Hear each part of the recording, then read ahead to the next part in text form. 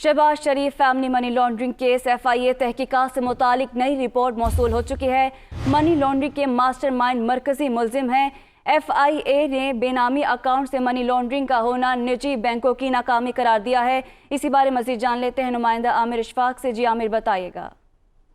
जी बिल्कुल, शहबाज शरीफ फैमिली में money laundering के केस से मुतल्लिक FIA की नई तहकीकाती रिपोर्ट दुनिया न्यूज को मौसूल हो चुकी है। रिपोर्ट में ये कहा गया है कि मनी लॉन्ड्रिंग के मास्टरमाइंड मरकजी मुसलमान है।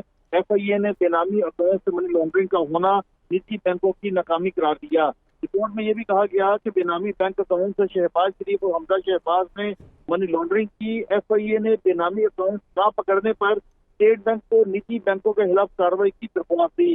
रिपोर्ट में यह भी कहा गया कि FIA ने अपनी तहकीकात में बैंकर्स को क्लीन चिट दे दी है। मनी लॉन्ड्रिंग की तहकीकात में बैंकर्स का कोई रोल नहीं सामने आया, जबकि शहबाज शरीफ की फैमिली की मनी लॉन्ड्रिंग में बैंकर्स ने सहूलतकारी मदद या खयानत नहीं की।